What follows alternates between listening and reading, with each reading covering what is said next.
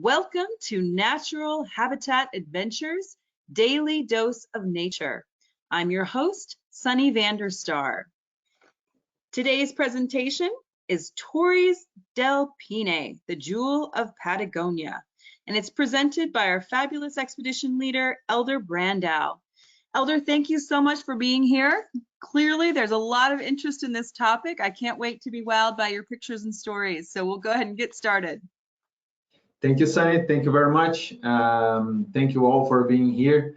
And it's a pleasure to talk about this topic, which is one of my favorite places on Earth.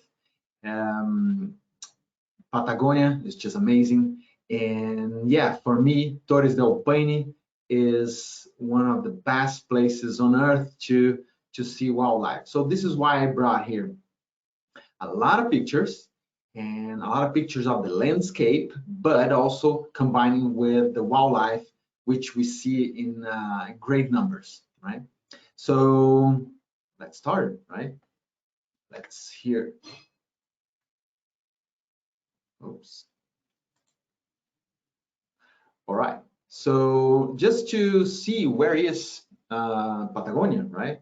So in the southern hemisphere, in the southern South America, Patagonia starts south of Colorado River, which in the map there, it's right there. I'm pointing with my arrow here. In around 37 degrees south of latitude, right? It goes all the way down to Ushuaia and Cape Horn, just some names you already heard, right? And then the Falklands are over here, Strait of Magellan over there, and divided by two countries, right? Argentina and Chile. So Torres del Paine National Park, right, is right there in Chile, right? So just to give you where it is. Well, this is one of my favorite photos of Torres del Paine because actually it's the first time actually you see the towers when you start to arrive close and close to the park, right? So it is just beautiful with a beautiful blue lake in the front.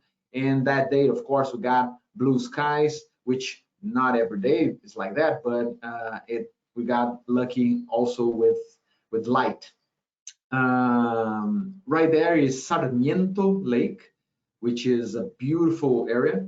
And we're getting close to the entrance of the park, but it's still having like 30 minutes to get to the entrance.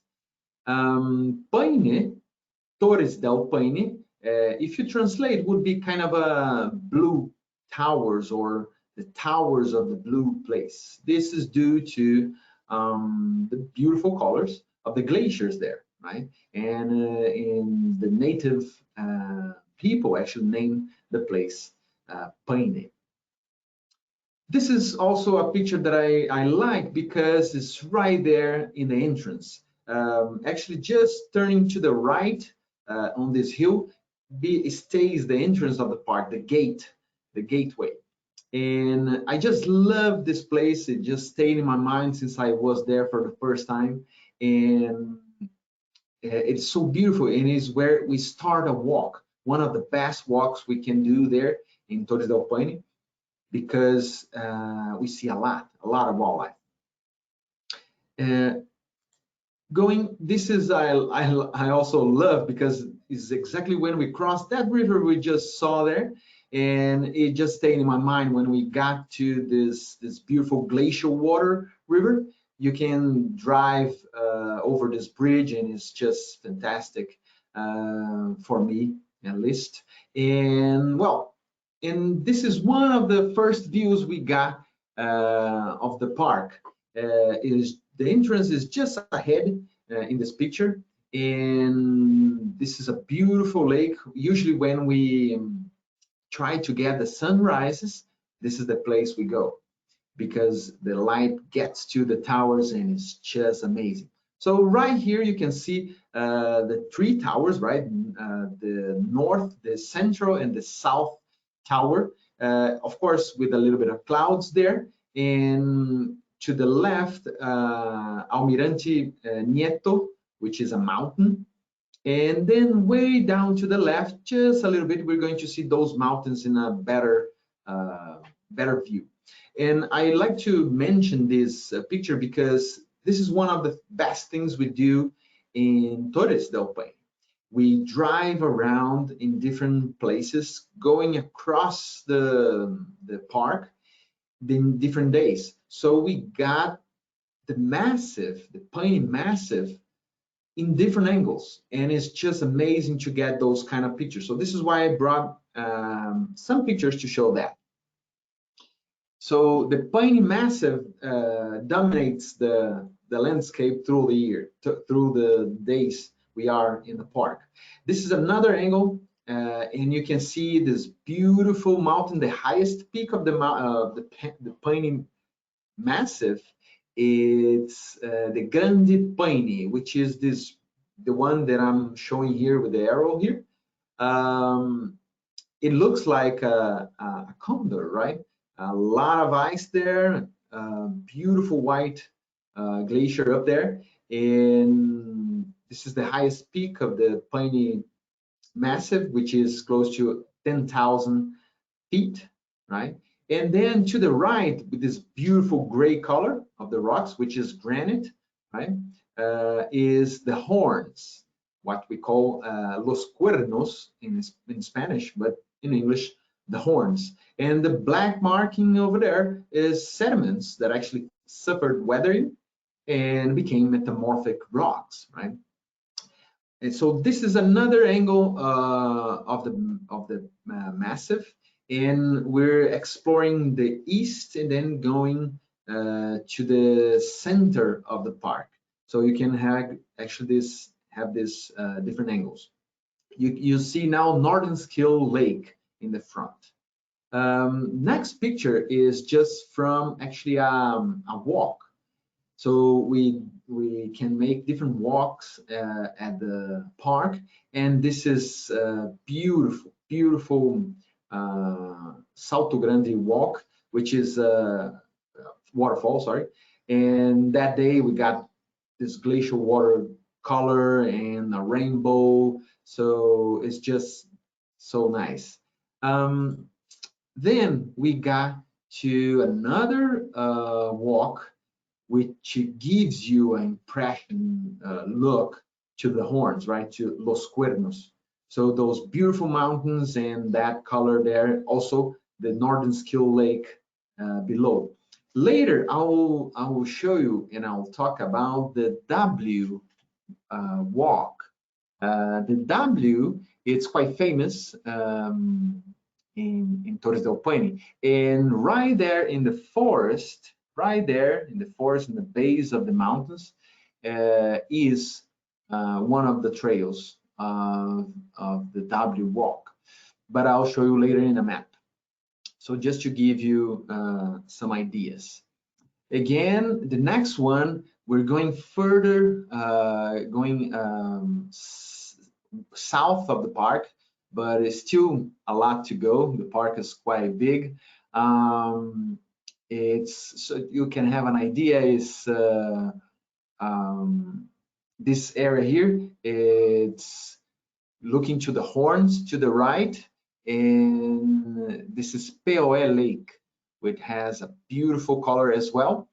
And POL Lodge, you can see to the left of the picture there. And then I like to show this because it's just where we park the bus, which we use this kind of bus to drive around the park. So you can see the towers in the back there.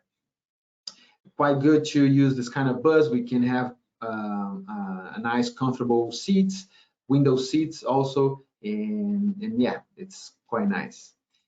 Next one, another drive around the park. We can see Sarmiento Lake, but in a different angle and in a close-up. This is quite interesting because those are trombolites. You can see this line in white color, quite close to the water. So trombolites are single cell organisms actually that actually, let me rephrase. Thrombolites are carbonate structures produced by single cells organisms that are called blue and green algae. And that you can find in Torres del Paine. In a few places in the world you can find that, but here is one of that. And let's go into the next one. This is going further down to POE camp, which is an area we can make some snacks, like a picnic, and it's a beautiful, nice area where we can have totally different look to the piney massif. And going to the next one, for example, we start to talk about wildlife. So this is Caracara, which is a falcon. Pretty nice to see, easy to see there. Even this was taken in the picnic. We were just relaxing there in POE camp.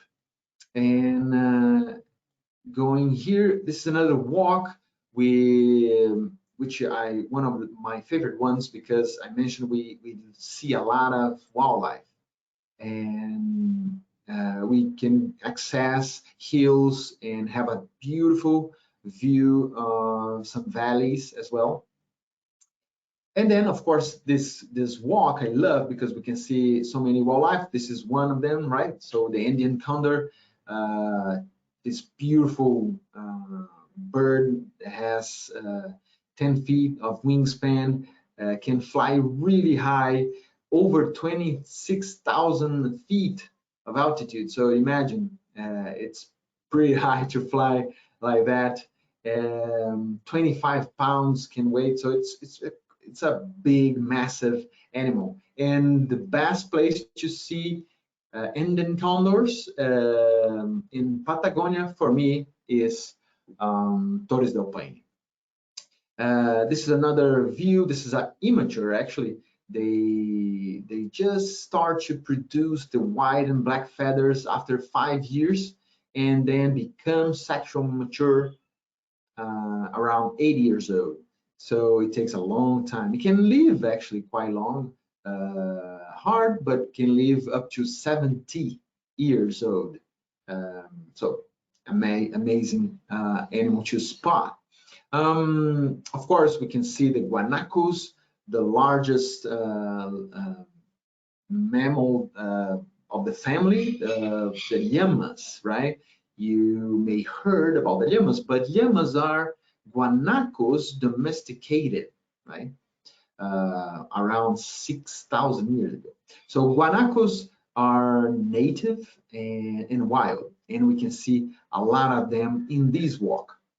So as you can see in the picture, we can see pretty close. They are not afraid of us, and a lot of chances for pictures. Of course, we can see the rheas. This is lesser, or also called Darwin's rhea.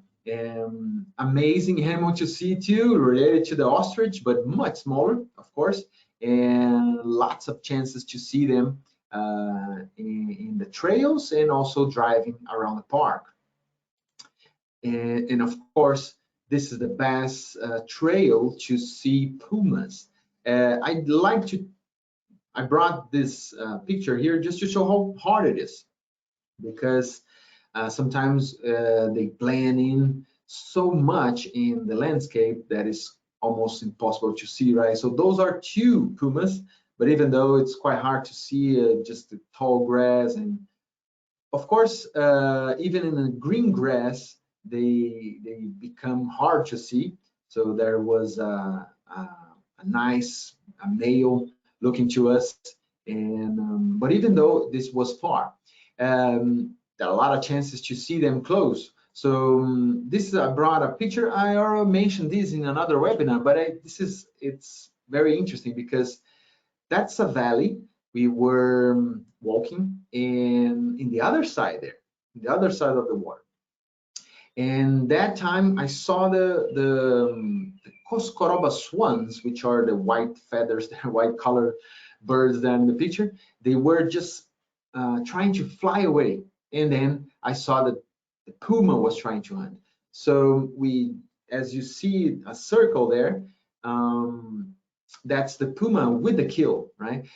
We watched the animal for over an hour on that side, and then we went downhill, crossed the lake, around the lake, and then went up on this other hill. So it was just amazing to spend more than 2 hours with a wild puma like that. And we could get closer and closer. So this was a fantastic view. We got to see the animal eating the bird, and this is one of the examples we can of experiences we can have in Torres del Paine. Of course, we can see much close up like that. This is a picture of a friend of mine, Zappa, and he took this beautiful cat. He was falling for at least 30 minutes, the animal, so it is just amazing. Of course, another picture here of the entrance. This is quite interesting because remember that picture that I showed you in the first walk there, close to the entrance of the park? The puma was there. So even though there's a lot of buses and people around on the road, when you start to walk in the steppes, right, in the Patagonia steppes, you can actually see that, and during the day, right? So this one is a big male, and as you see, they're not threatened.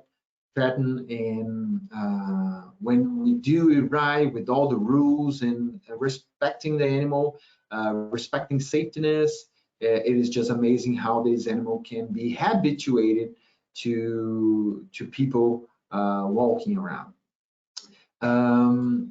This is another example of pumas. We see sometimes they are just walking at the edge of a hill, and we are driving around. We can park the car and move out of the car, start to walk, and so it's just amazing how we can be in a natural environment with those big cats, right? And as you see, he was looking to us and continue his way and moving around, stopping to drink water, and he still continue, his life. This is a close-up picture. I just love this one because it was a female, and she was just relaxing close to the road, and we spent a good time with that. And all the guests just love with the beautiful light. So we spend a lot of time tracking them, scanning the landscape, and being with the pumas. So this is one of the top experiences we have in Torres del Paine, but we have more, right? We explore a little bit of the roads in the east, and then to the west. This one is in the east, is Piney Falls, and it's just amazing colors, and we can access by car and also walking. It's just quite good to be there and have different angles to get the pictures. So we already saw some wildlife. We saw a lot of peaks and mountains. We got 2 waterfalls, and of course, in that east side, we got the guanacos heaven, if I can say that. One of the days we search in this area, and it's just perfect to find herds and herds of guanacos. So we can find families, so family bands, which is one breeding male for several females, and a lot of chances for behavior, right? And the towers in the back, right? So it is just a landscape that still continues. You see wildlife, and the landscape are still around you, making beautiful peaks. So it is fantastic. Sometimes you can see that close up and the opportunities to see mating, to see the calves, because usually our trips run from December to March, and this is the best time for breeding and having calves around. And so yeah, we spend a whole afternoon moving through these guanaco heaven, seeing the mountains, seeing waterfalls, and taking a lot of behavior pictures, for example, which is also a great source of food for pumas, and then chances to see them too. This is a quite rare one. This is called Uemu Deer, right? Uemu. It's a hard word to say, but it's an endangered animal, and it's quite rare to find. Usually, we can try to search in the southern part of the park, and then we have more chances to see. It is just amazing animal, and this is a male, but males have antlers. They can grow much bigger, right? He's just starting, and males have a kind of a white black mark on their face, right? And hope to see one when we are there. Of course, flamingos. The Chilean flamingos are just outstanding to see there, with beautiful colors. And those animals amazing because they spend long time on the park. Of course, they breed in much higher altitudes. They go up to 2,000-3,000 feet high, and to breed actually. So pictures like that you can get going around the park, or something like that. They're just landing. It is just fantastic when spend time looking around them, and then just landing on the water. It's just fantastic. And of course, we see other mammals around. This is a fox, and even close to the lodge we stay at. Amazing animal to see too, quite easy. And I mentioned the lodge, so this is one of the lodges that I love, because this is Eco Camp, where we stay in Torres del Paine. This is a view of the towers in the back, and then the valley in the front. So this is one of the restaurants domes. So the Eco Camp is made for domes, and it's well done. Let me show the next picture here. Quite comfortable. This is another area, another picture of the restaurant. So it's quite big one if you compare with the rooms. So you can get a nice view outside and relax inside. I brought here a picture of inside the room, and then you can see the towers in the back there. So I mean, it's just a quite pristine area, really well done. Usually the domes are hidden, so you don't see the other domes, and there's some wooden platforms, like boardwalk to walk around, and so it's just quite romantic as well if you are in a couple, and it's just great to be there with a great wine as well. I brought here just a different subject. When you visit Torres del Paine, also for backpackers, this is quite famous. So I also would like to mention that for our travelers. For example, this picture, it shows the W trail. As you can see, it's kind of a W, right? One leg, two legs, and the third leg here. We stay around here, here, Eco Camp, and the trails there are just amazing. I'm going to show you a few pictures. Right there, the first leg, let's say the first leg of the W. So let me show you here. This is where we start the walk.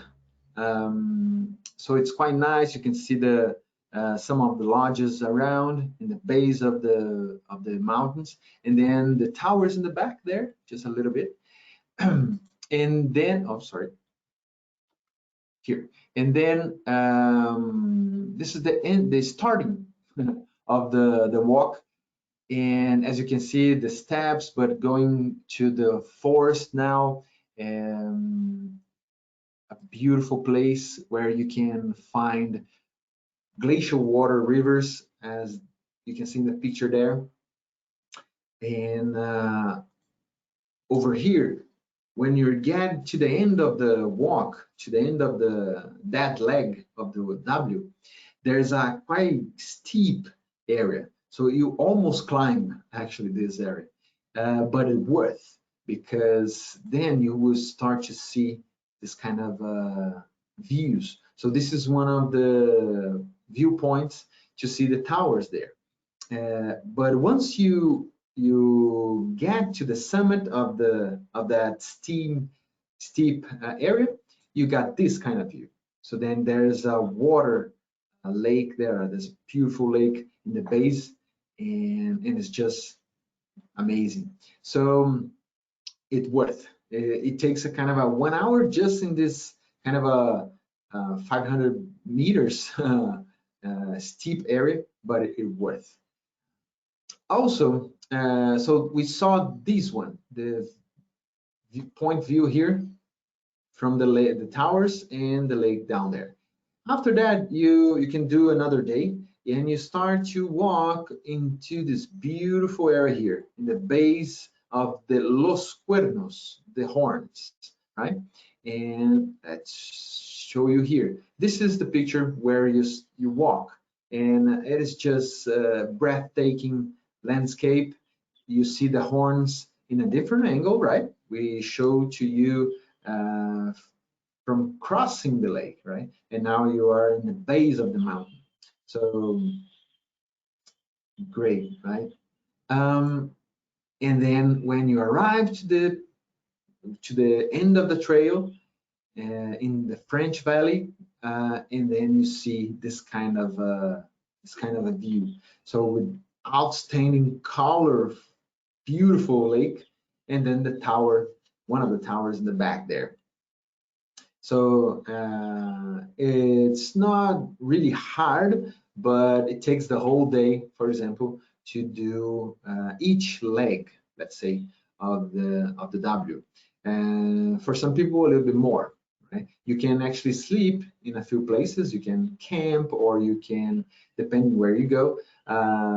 There's small facilities like a small lodge, so it's quite nice to talk about that too, right?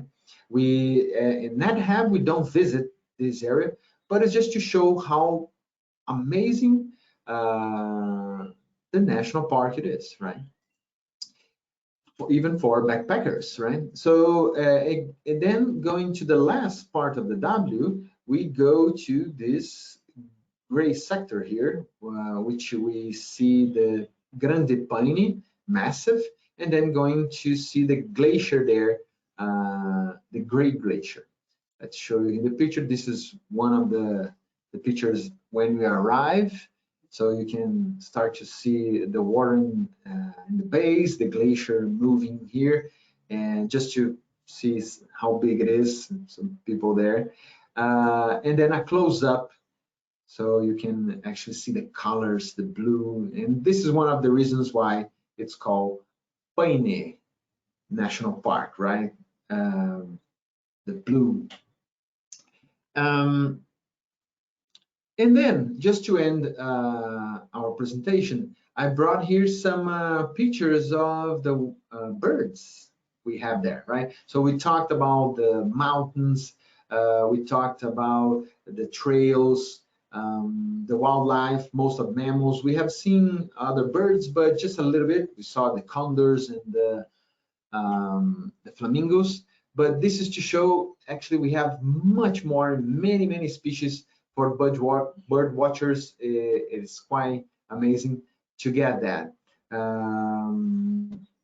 So that's a nice picture I brought here.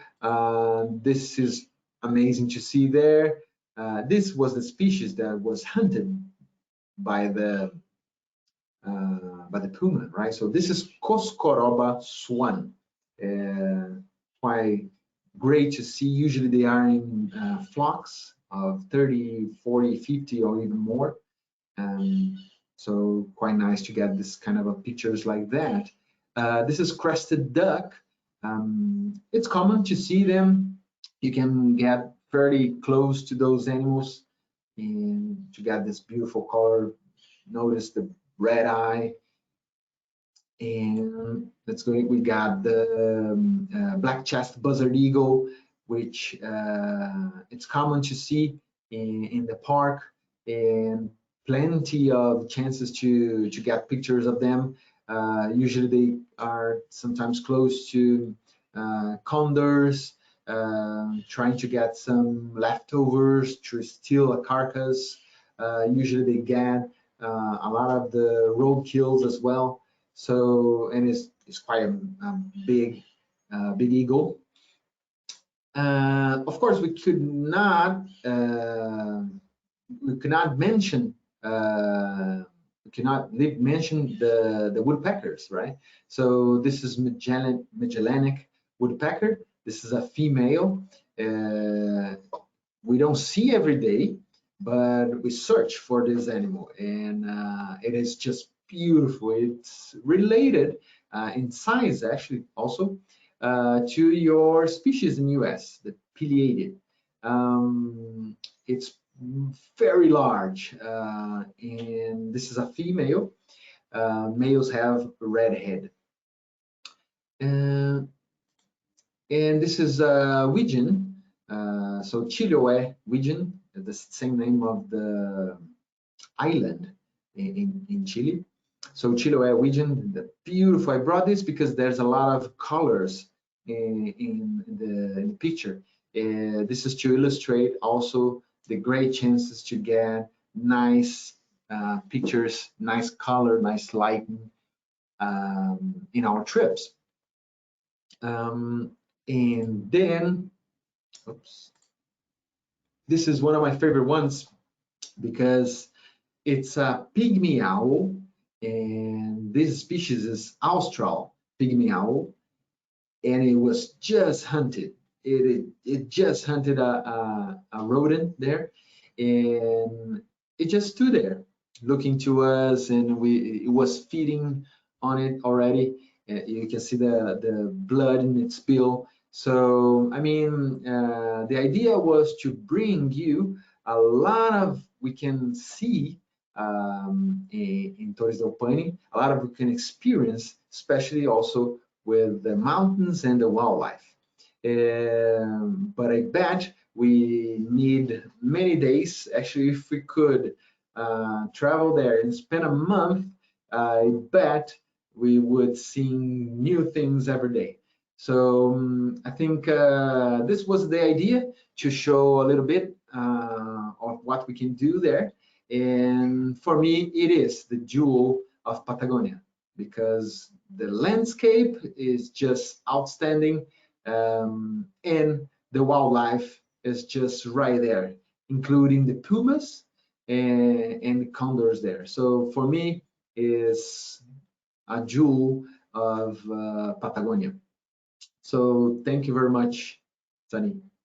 Thank you so much, Elder. Before we start the Q&A, I want to remind everyone that they can submit the questions via the questions field in the control panel. But we already have quite a few, so we'll go ahead and just jump in. Okay. Just want to make sure we know the translation for Torres del Paine. Yeah, Torres means tower, right?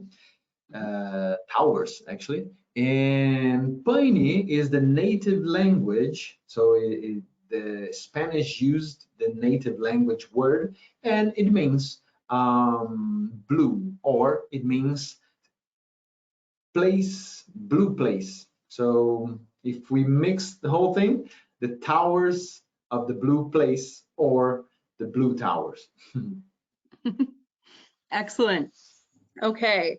Lot of interest in the, physicality of a trip like this. Can you clarify how long the hikes generally are, how strenuous, that kind of thing? How often?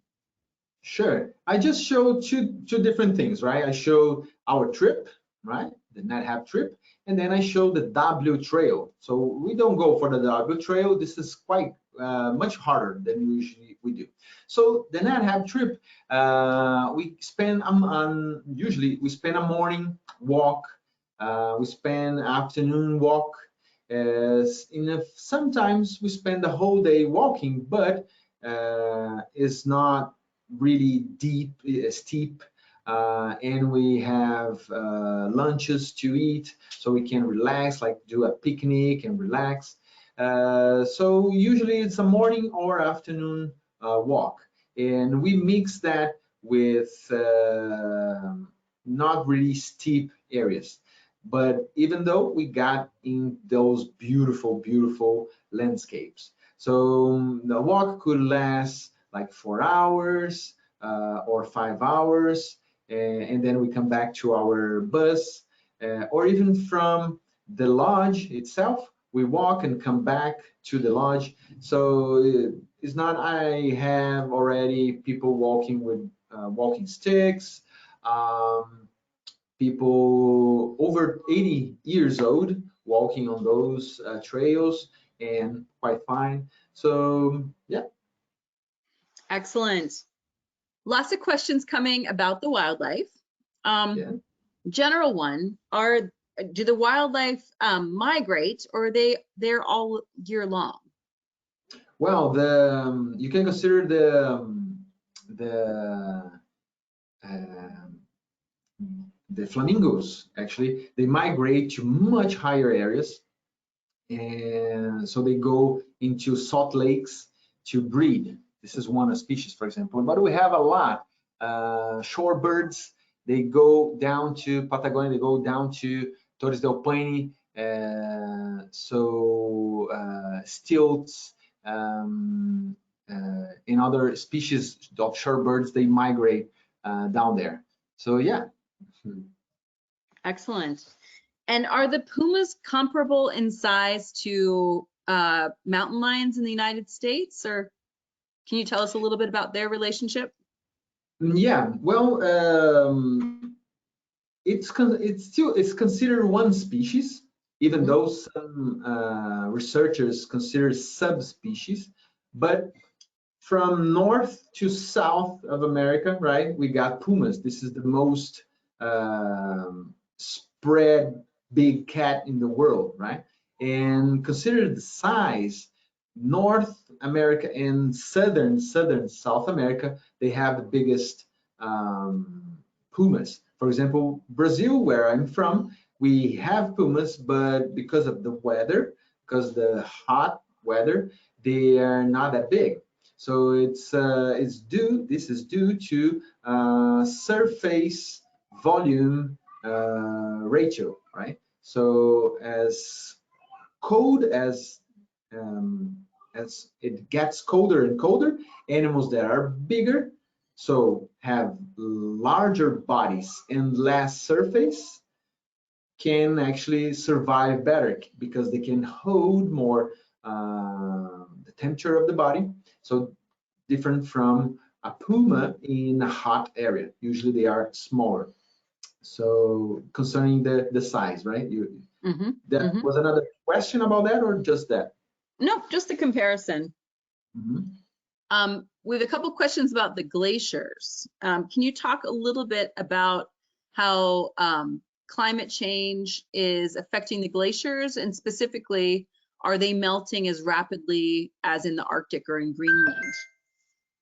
Yeah, for the experience we have there, for example, it is affecting in a lot of ways. One of the ways is we used to, in the past, we used to do a walk on ice, right? Walking on a glacier, which was outside the national park. And right now, we cannot do this anymore because to access the glacier, it was in the place, it was ice bridge to access that. So it was pretty okay. After the ice just melt, it is just really danger actually to access the glacier. And then we cannot do this anymore. So just one example of what we are really seeing. So we saw meters and meters of ice just are gone, and then affecting one activity. So we cannot access anymore that glacier. But of course, I could brought here actually pictures of that. But there's many pictures in the trips I can share that you can see 30, 20, 10 years ago how it changed, how much ice Patagonia had, and now it has. So yes, it's affecting a lot. And just to talk about one thing, one feature, and then if you want to enter how it's affecting frogs or how it's affecting mammals or plants, you can continue talking a lot about how it's doing that. Got it. Okay, so lots more questions. Can you talk a little bit about wildflowers in this region? Is there a good time to go, and what sort of wildflowers can folks expect to see? Yes, yeah, December, January is amazing. Well, March is great for flowers, and but we got firebush, which is a beautiful red flower. We got also orchids. We got dog orchid, which is quite white and beautiful flowers inside the forest, or porcelain, or called Magellanic orchid. It is just outstanding green and white and black and yellow flowers. So yeah, we got a lot of species, and on the trips we focus on that too. We're looking to landscapes, birds and mammals, and telling you a lot about geology and the rocks, but also we look for insects and flowers. And for flowers, Patagonia, it's really nice. Of course, we see plants too. We talk about plants that don't show flowers as well, but we explore fauna and flora, which is quite amazing. Excellent. And can you talk a little bit about the weather there? The pictures show beautiful sunny days. Can you prepare us for what we might encounter? Sure. Yeah. Usually from December to March is summer, right, in southern hemisphere. So I would say that most times we are in Patagonia, we have this kind of weather. But definitely we have some days that can rain. And but Patagonia, the biggest challenge of Patagonia is wind. When we have wind, this is pretty hard. So if you have a rainy day, that's all right. You can actually walk in a little bit of rain, right? But if we got a really strong wind, and then it can avoid, it can forbid us to make a walk, for example, because you would fall if the wind is too hard. So usually what we have in Patagonia for those months, nice weather. It's not that cold because it's summer, but of course it's cold enough to wear a jacket and a windbreaker. This is one of the most important things to bring, a windbreaker. But then you can have some rain, then a rain jacket in your backpack is very important as well. But usually we have nice days, and when we have some rain, we can still walk depending how heavy it is, right? So just some ideas of the weather. Thank you. You showed some beautiful lakes. Can you talk about any boat trips that might happen on a Nat Hab trip to Patagonia? Yes, we do. In Torres del Paine, we don't use boats, But before, a few days before arriving to Torres del Paine, we go on a boat excursion in Argentinian side, which is phenomenal because we go on a private boat, a small boat, so just us. We work with 10 people, so just a small group, and we go really close to Perito Moreno Glacier. So it is just great because we are going on this beautiful water with icebergs around us and just us on the lake and just us on the boat. And we get close to the most famous glacier of maybe Patagonia, right? Because you can get pretty close to this massive wall of ice. And then we walk on a beautiful forest and the same in the same day, in the same day we walk in the forest and it has a beautiful view of the glacier. And then to end the day, we go on a boardwalk inside the national park in Argentina, Los Glaciares National Park, and it's just fantastic. So that sounds wonderful. You showed us quite a variety of birds in Patagonia. Couple questions. One, can you identify the small birds that were shown with the flamingos? And two, do you ever see condors in this area? Definitely. Condors is, Torres del Paine National Park, for me, is the best place to see condors because we have a lot of chance to see them on the ground. We have chance to see them flying and also eye view flying. So because we go into these beautiful viewpoints and sometimes we see they're flying right there in the eye view, eye level. Also, we can see them on the rocks, on a hill, on a nest. So it's so diversified. We can see so much. So for me, is the best place to see condors.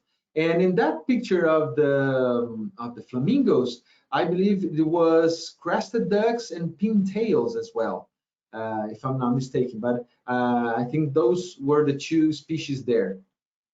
Got it. What about fall colors? Are our trips happening late enough in the season to see some fall colors? Well, it would be in not really because we got December to March, right? So December, January, and February would be summer, and then February, March would be February and March will be fall, and then just the end of the trip. So March will be great for a lot of colors, right? A lot of flowers as well. And so yeah, for actually there's a photo trip being done in March with not with me, with my great friend Zappa. So he's a professional photographer, and he does this in March, if I'm not mistaken. So yeah, for those who are looking for a lot of colors, well, more colors, because Patagonia is all about colors. Yeah, different colors, right? Exactly. And with some photo help from a really pro photographer, this is a trip to go with Zappa. Excellent. Getting back to the hikes, can you tell us about what elevation the hikes happen? And are there restrooms available when you're out for the day, having a picnic lunch, that kind of thing? Well, we don't go too high, right? The best things we do, we go inside the forest and we start to go up, and the gain is not too much in altitude. We can gain 500 feet, 700 feet, so it's not too much. But the thing is, the idea is to to see a lot of landscapes, and we do that already on the walks. So different angles of the massif. We go to see different forests and going to the steppes as well to see totally different species, and to be inside a Magellanic forest. It is amazing. I mean, you kind of feel like I always say that, but you're almost like in a Lord of the Rings movie. It's amazing. So yeah, we don't gain too much in altitude. And what was the other question was? I already answered. Are there restroom facilities out on the trails? And Oh, yeah. especially like if you stop for a picnic lunch, what can Yeah. folks expect? No, not really. No, the park, most of the walks, we have a natural latrine. So we go inside the forest, right there, close, and that's it. Just if I'm not mistaken, one or twice we have access to toilets. So that's it. Yeah. Got it. All right, a couple quick ones, I think, and then we probably will be out of time. But do you know the name of the indigenous people where the name Torres del Paine came from? Well, there's many people here. There are the Tehuelches, which are native people. I'm forgetting now the other names, but also I explored that, especially in Torres del Paine too. Of course I couldn't put a lot of a lot of more pictures about birds or about the native people or the flowers, because we have a limited time. But yeah, we got different native people there. But in the trip also I explore a little bit of that, the history, and how the native people actually inspired Eco Camp to build the domes in the national park. So because they actually build this kind of domes using wood, guanaco fur, or seal fur to make these domes. Of course, were much smaller and with the opening in the center where they could, in the top center, because they could open and then set a fire inside the dome. So I mean, it's just amazing how the ecotourism now get inspired in the native people too. Fabulous. One last question then. Penguins. Can we see penguins? When are they nesting? Tell us about penguins in Patagonia. Yes, I didn't show any picture of the penguins because until before pandemics, we didn't visit areas to see penguins. But now we are. So we are going further south from Torres del Paine. We're going further south to Tierra del Fuego. And then there we'll see the Magellanic penguins and actually sea mammals, right?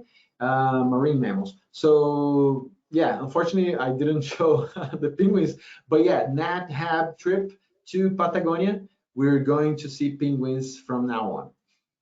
Yay! Yeah.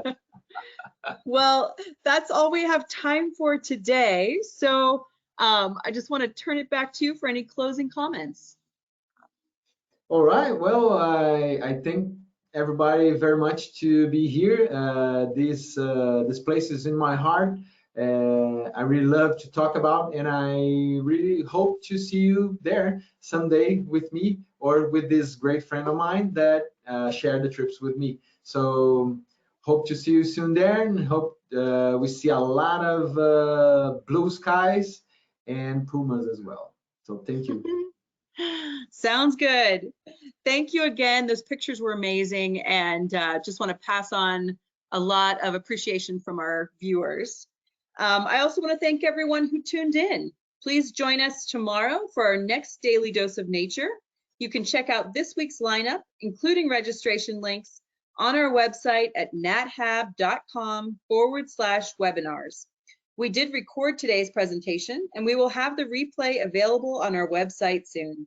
With that, I will conclude the webinar. Thanks for joining us and have a wonderful day. Thank you.